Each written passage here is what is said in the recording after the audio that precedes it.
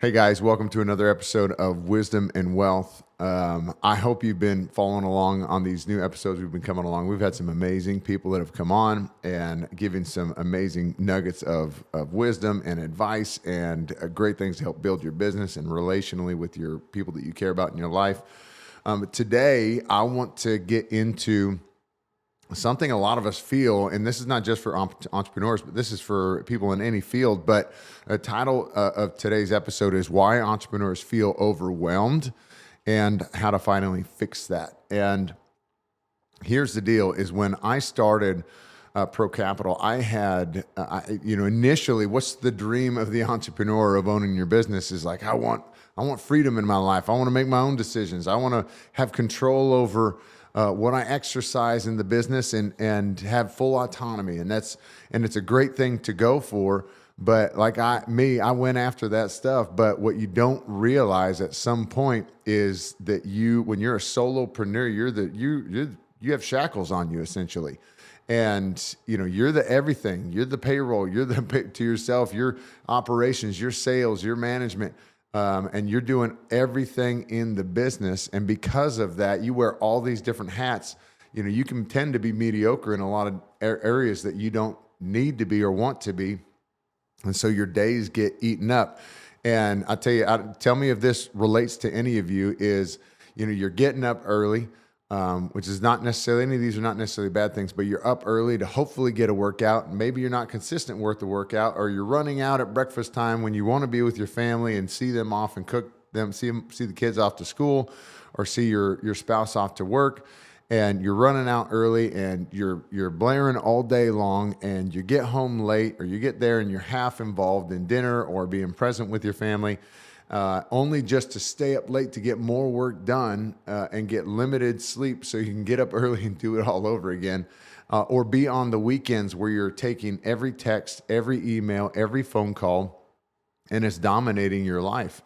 And it's funny because I remember my dad doing this. My dad was a thoroughbred veterinarian his whole life. He was head vet at Long Acres Park up in Washington State, and had his own solo practice for a long time and worked with some pretty amazing people.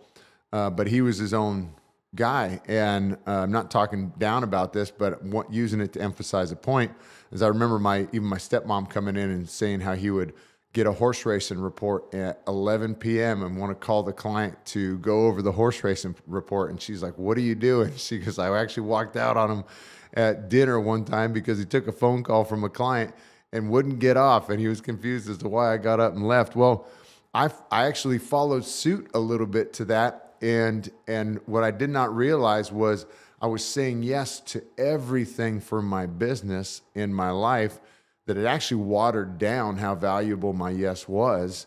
And I didn't realize with every yes, there's a no. And I was saying no to my family so much that, my wife or my kids were getting disregarded. The most important things in my life were getting disregarded because of what I felt like I was working hard to get done in the business. And if you watch the recent podcast episode with Dr. Jimmy Andrews, he brought this up. While we value hard work and we want to get after that, and there's value there in working all those days of the week, it comes at a cost. And what we don't want to do is we don't want that cost to be our family. And so especially if you're like us, we want to win in our business, but we want to win in our family at the same time and have both elements grow and be super impactful. And so that's a big deal. We all have degrees of this. And what I want to bring up is, I should have brought the book up with me, but I want to bring up a time where one of my mentors turned this around for me and really lit this up as an issue in my life. And I'm thankful that she did it at an early time frame where I wasn't 10 years into the business trying to be a solopreneur and drag my way through this and put my family through a bunch of stress. But the book that turned me onto this was the book as Who Not How. And if you haven't read this, you need to read this, but it's by Dan Sullivan from Strategic Coach. And I wasn't in Strategic Coach. I'm actually in a mastermind right now and had a lot of good people pouring into me and my business. But the purpose of the book was this. It changed my mindset. And so the purpose of the book was this, is we ask ourselves, the activators of the world, the entrepreneurs, the business owners, the people that are like, they're high quick start, high follow through. They're the ones that go get things done. They're all good people. And the question that they're normally asking when we have a problem is, okay, how can I fix this? And it's a good question to ask because there's not a lot of people. There's a lot of lazy people in the world. The laborers are few. But the problem with that question, when I ask, how can I fix that? It means that it's on me to go learn the problem, execute the problem, whatever the solution is. I got to learn it up, execute it, and ultimately I got to teach it. And so if I was creating a website for myself, do I really want to go code? I could do it. I have the capacity, yeah, I could do that. I absolutely. But the problem is I got to learn it, do it, and execute it. And ultimately I'm going to have to teach it to somebody else.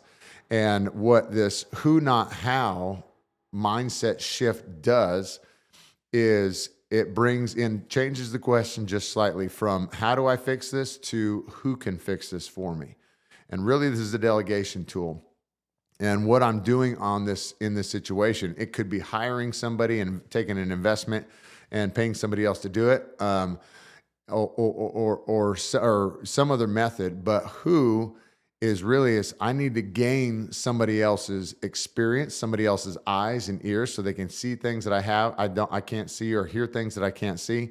And so if I'm trying to develop a website, really it's better on me if I can hire somebody to create the website because they have the experience and they might be able to take that idea and make it 100 times what I'm able to do. And so what they do in that investment is shorten down my time frame of learning or execution to make sure I'm from soup to nuts as fast as possible getting to the product that I want. And ultimately, the desire that I want is a nice place that somebody can visit and come see my services, right? And so who, not how ended up being a major mind shift. So as we're looking at just like downing the chaos of our life as an entrepreneur, is we got to fix this mind shift. And there's 3 lies that we end up telling ourselves so many times, and I've told myself these lies in order to basically stay in the same spot. But there's 3 lies. Number 1 is this: no one can do it better than me. And while that may be the case, there's a reason you are an expert or you're expert at your craft and you do excellent and people hire you to do those things. That's awesome. Maybe nobody can do it better than you, but maybe not. A lot of times when I look for my who in this situation, there's somebody who is absolutely better than me, and I want to get them on my team. And this has happened with me hiring. Our first hire we had at Pro Capital was an admin. I went through several of them, and they didn't work out and had some good, some bad. And I had learning along the way where I had to grow, but eventually found a person. Right now, Mackenzie, she's in our director of operations now, not just administrative role, but she's head of all of our operations. And she handles a massive amount of the business and actually does a way better job than I could ever. And so her processes, I'm high quick start, she's high follow through. So she just needs a little bit of instruction to get going and she runs with it. And what's really cool about that is she's created her own processes, her own structures. And so we have a review with clients, and they have a review email in their inbox before they ever get home, and the speed and execution of everything is far above what I do. And so the excuse that no one can do it better than me is actually a lie in that situation, because she is way better than me in that than I am. And then I'll tell you this, there are categories where you're better than other people, but I'm going to tell you this, but 80% as good is of you is still excellent if it frees up your time and energy. And so I've heard this from Dan Martell's Buy Back Your Time. Another good book is 80% done is 100% awesome. So you need to remember that. If it's even getting just 80% done for them, for the client, this is going to be a big deal for you to continue to scale, free you up in your business, for your time, for your family also, and continue to hire on and add more elements to make your business more valuable. Okay. Number 2 lie is I can do it faster if I just handle it myself. You're right. You can do it faster if you handle it yourself. The problem is that's a short-term mindset that loses you long-term. And so there's actually studies that have been done about this, where if you bring somebody on the first 2 weeks, of production declines in the office from having to train that person, but the next 5 weeks after that actually gains. I want to say it was like a 30% gain in production of where it was originally. And so this is a long-term play, but I've seen it grow. I've seen it walk out in my business where you bring somebody on who really takes ownership in a role. They run with it like crazy and get way better than you, and they can handle business. And it's ended up being really powerful. And so I've only just reinvested in that same process. Number 3, a lie that we tell ourselves is, I can't afford to hire help right now. And here's really the truth about this is you can't afford not to, okay? Because if you're doing everything yourself, you have no business, you have a job. And you started this thing to have freedom in your job, maybe some tax benefits, I don't know. But you got there and you're the only one who's doing everything. If you want to grow this thing, you got to hire people on, you got to delegate, or you got to do some automation of some sort. And the truth is, you're doing $10 or $20 an hour tasks when really you should be doing $500 or $1,000 an hour tasks, the things that you are best at. And so those are 3 lies. No one can do it better than me. I can do it faster if I just handle it myself, and I can't afford to hire help right now. And so we're building a business, not building a job. And that's what we need to start asking, is this mind shift, is who can help me? And not just how do I fix it, okay? And so here's 3 points that I want to give you and speak to those just briefly on this pathway of entrepreneurship and how we just succumb to this chaos and we don't actually graduate or grow past it into a place that's actually feeding our family in freedom, time, and wealth. And the point number 1 is this: we have a myth of this working harder. And this is the no one, it plays right along this, no one can do it better than me. And I got to tell you, to be honest, this is how I was when I played football in the league. And I reached a point at my last 2 years in the NFL, last year with the Cowboys and then into the Dolphins, where athletes go to die. You know what? I say that joke in front of athletes and they never laugh. Everybody else laughs, but athletes never laugh at that. So it's always kind of funny to me. I should probably stop saying that in front of athletes. But those last 2 years in the league, I was kind of coming down and succumbing to a little bit of the politics in the league. And when I shouldn't have, I was dipping into this wrong mindset. But I remember coming back from Miami where it was hot as can be. I was like a polar bear over there. It was not good. And, but I remember coming back from practice and I had a bad practice and I would come and just sit alone and I'd be like, I got to work harder. I got to come back. I got to work harder. When at that point, when I'm playing in the NFL, it's not a hard work thing. That's the problem. It was a mindset thing that was the issue. And I'll tell you, in that world, we called it playing with your feet in cement.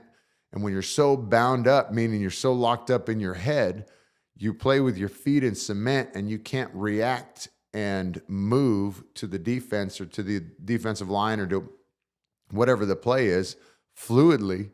So you're not going to be playing at your top best. You're going to be playing super rigid. You're going to hesitate and you're going to cause problems with you or somebody else potentially or miss the block. And so the same thing comes to our work is, when we hesitate or we think we got to hustle, we got to work harder. It's not the case at all. Some of us, maybe that might be simplistic.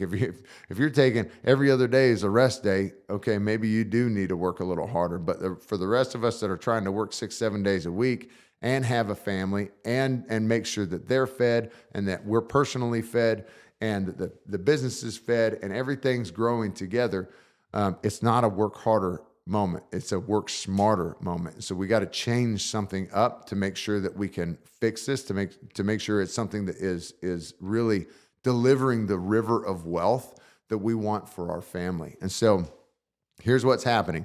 You're spending 80% of your time on $10, $20 an hour tasks. You're working harder, but your freedom isn't increasing. You're maybe productive, but you're not making any progress. Your bottom line, your revenue or your profitability is not going up like it should, even though you feel productive. And this is an easy trap to fall into during the day where you're like, I get some medial tasks done and I feel like I've gotten some things done, but they really didn't increase the bottom line of your business at all. And so that's a trap people fall into also. But here's an actionable that I want you guys to do is, and we'll have this actionables, some resources. If you guys like these and want these at the end of the episode, you can email us at Pro Capital. And I have these tools that I've used and implemented myself, and they're very helpful. But number one, for an actionable to get in this point one of working harder and getting away from this, is you got to do a time audit. Okay. And so what this is you got to track your time for a week straight or 2 weeks straight, but start with a week, start with 7 days, and you're going to label each task. You're going to have a $10 an hour, which is admin, email, scheduling, $100 an hour, which is sales or delivery of service, and then $1,000 an hour, which is vision, strategy, hiring, partnerships, those types of things. And what we want to do is after you write and track all these tasks that you've been executing all week long, categorize them.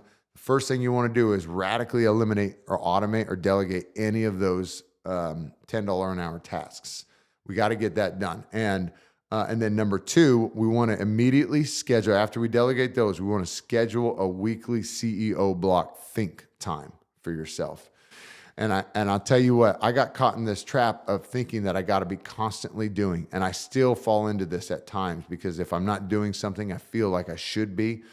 But thinking, just sitting and thinking, is critical for the long-term vision of your life and your business. And if you don't take time to actually come back and meditate on what that looks like, you're just going to be spinning your wheels nonstop. And so this ends up being a really critical time. And I can tell you, I've had aha moments that have come to me.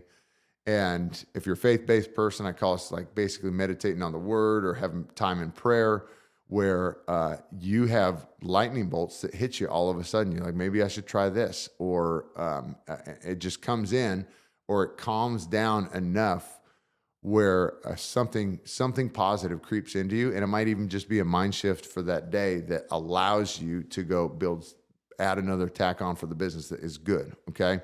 And so it's interesting about this is I've seen not just small business owners, but I've seen large business owners bucking the system and still doing payroll, still doing administrative tasks that they could have several hundred employees, but they're still doing these administrative tasks because it makes them feel good when they should not be doing those things. They need to be casting the vision for the business or finding key partnerships that add major value to the business. And so shouldn't be doing this. Hustle is a tool, not a lifestyle. All right. Point two is this: system and delegations are the cure for chaos.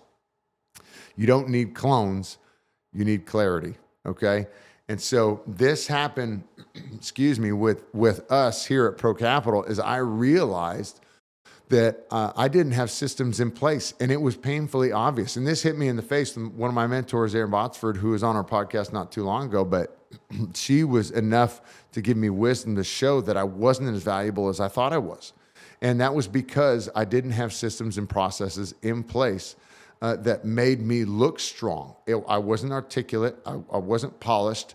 I didn't have something I could show the client or the prospect to make them want to work with me. And so I had to get these things in place. And so what I want to do is we actually had somebody who came to our office not too long ago. We go through audits in our business, came to our business, and they got to see our SOPs, our standard operating procedures manual, and was blown away by the amount of work we had gone into to correcting these. And even as of late, we're going through hiring another person right now where we had to tweak our hiring process, where we'd use the Colbier as an instinct test and wanted to place it in a different order of our hiring process because we didn't want to waste any more time. And that was just a flaw that we saw in our system and an iteration that we had to make. And so you'll go through plenty of those in this tracking. But I want you to do this. I want your actionables. If you don't have any systems and processes in place, I want you to create one. So you got to start a company playbook. And we've used Loom as a recording device. ChatGPT is great for dumping your thoughts down on and it producing. And then you can do it several times over or go edit it yourself. But you can organize videos on Loom and use chat to organize your thoughts, even to put it in a system. But I want you to build 3 core systems first. And I'll tell you the order that we did in our business. And number one was onboarding a client. And so what I had to do was with help from mentors, where I had to build out on paper, black and white, and articulate every single thing that we were going to be doing along the way, and that what I was going to be doing along the way. They needed to see the work. There's so much work that's behind the scenes that we don't show our clients, and you got to be doing that. You got to be demonstrating your value, because if they don't know, they're left to assumption. And you know what assuming is. I don't have to say it right now, but you know what that means, okay? And so, but I started that client experience, and I documented, we have phase 1 and phase 2, and I walked that thing out, and I can articulate it, and it was scripted, and I could share it, and it was efficient. And people, it is actually a buying signal when people start grabbing your paper in a meeting and feeling it and looking at it, and they physically say this, I like this. And so that became a super powerful tool for us, because we showed them our process, our onboarding process, and what it looks like to come on board. And so build a client onboarding process for yourself. And so something that you're going to show them. Okay, start there. Then number 2 was service delivery. And so, this is probably more operations, but I had in that, you actually have your documentations within that, in your systems, and it's okay. What in this meeting, we're going to be walking through X, Y, Z. In this meeting, we're going to have these documents that we got to execute. In this meeting, these are the actionables that we're going to have to get done. Or in this meeting, I'm going to ask you these questions. And I actually shared this not too long ago with a group of insurance agents. I like sharing them, present the menu. And a lot of business owners get frustrated because they're like, I can do this service, I can do that. And like the client never knew about it. I'm like, did you ever give him a menu item of your services and share what you did and walk through it and articulate pros and cons of how it may apply to them, or different scenarios that it may apply to in their lives, or plant seeds for referral opportunities?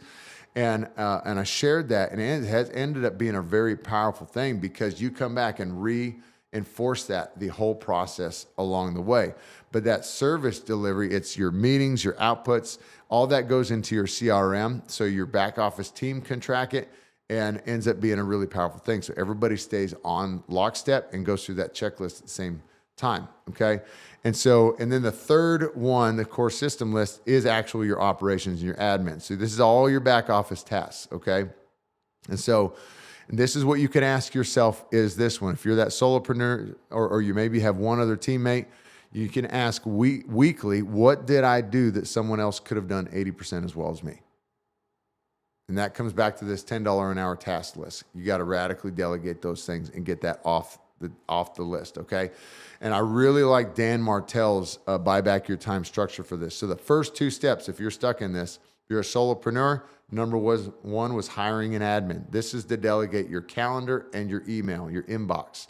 Those things get drowning. And so they handle that, all of that. Number 2 was for a product implementer. So somebody who could deliver your service, maybe a salesperson. And then number 3 was marketing. Okay.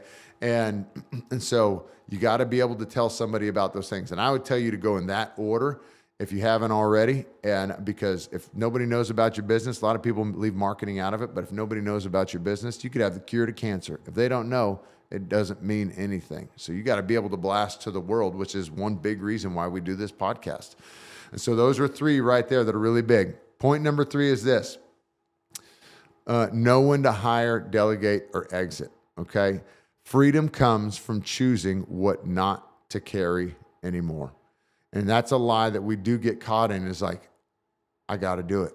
I got to do it. I got to do it. And the truth is, you're making the choice to do it. You're making the choice to do this. You can choose to find a better way to delegate it or exit or delete the process altogether. We just got to make the choice to do that and shift the mindset a little bit. Okay. And so then there's a little bit of a discretion gap. So it's, how much can I delegate to my team? Maybe they're not taking on enough work. They need to take on a little more. Or do I need to hire somebody else? And where do I actually need capacity versus support? So those are big ones. But I'll tell you, this has been a really good one. So we talked about 80% of the job is better, or is 100% awesome, right? Another rule that I really liked was, maybe there's a process or a role in your business you don't quite want to give up yet. And so use the 10-80-10 rule. That's 10%. You start the first 10%, 80% next person builds it along the whole way. And then the next 10% is you. And I'll tell you, I have that a lot in our planning process, where we'll have 10%, I'll tell our paraplanner and other team that I'm like, okay, these are the high level things that we need to get done with the person. With these clients, they'll go create the plan in our system and softwares, and they'll come back and I'll clean up the last 10% of what I like and what I don't like. I'm like, nope, this is what they like. I know they'll like this. They won't like this. And so we'll clean it up together as a team. Then we can deliver the final product to the client. Ends up being super powerful. Why? Because I just released a giant chunk of my time where I've stayed up till 4 a.m. getting some of these plans done for people. I don't want to do that. Okay. I want to go to bed with my wife. All right. And so that ends up being a big deal, is we got to know when to do that. And if you're not there, I'll tell you, if you have this lie of like, I can't afford it, I'm going to encourage you, think 90 days ahead. So a lot of people think, man, I don't have 60 grand to hire somebody. I don't have 50 grand to hire somebody. Okay. Do you have 3 months worth of salary or 3 months worth of pay potentially? Or maybe we could look at a virtual administrative assistant or something like that. Okay. But you got to look at somebody where can take off those tasks in order to delegate, and you will see a level of freedom that you haven't seen before. Okay. And here are exit triggers that you need to look out for. If you can't take a 2-week vacation away from your firm or away from your business, this is not a good deal.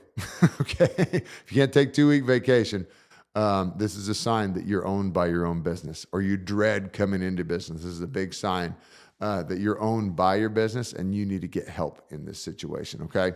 And so if you didn't own, and this is a good question to own on, or this quote right here is, if you didn't own this business already, would you buy it today? And if the answer is no, you need to change your mindset a little bit and get some help. Okay. And so we'll close up with this. You're not broken. You're just stuck in a system that rewards chaos until it burns you out. And then you're going to disregard your system or your business and not going to want to do this. And actually, there's another good book, The 2-Day CEO, written by a friend of mine, Skylar Lewis, had a restoration company. Then he built it up to 1 to 2 days a week, and ended up starting a whole different company. And he's going to be on the podcast soon.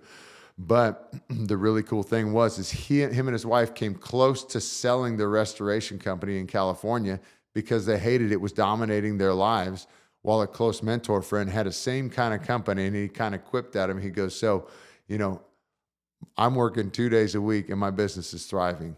You're working every day and your business is sucking right now. He's like, and you want to sell.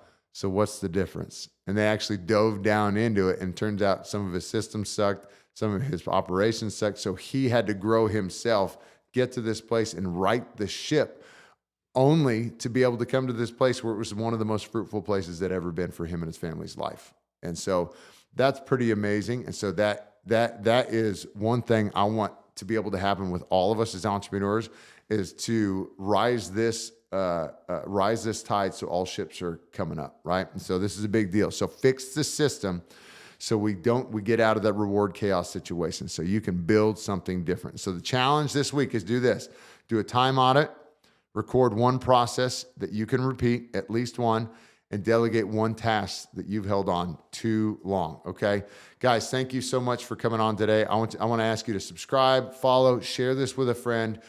Go check out any other of the Instagram or the social media pages. Follow me on LinkedIn. I really appreciate you guys for being here.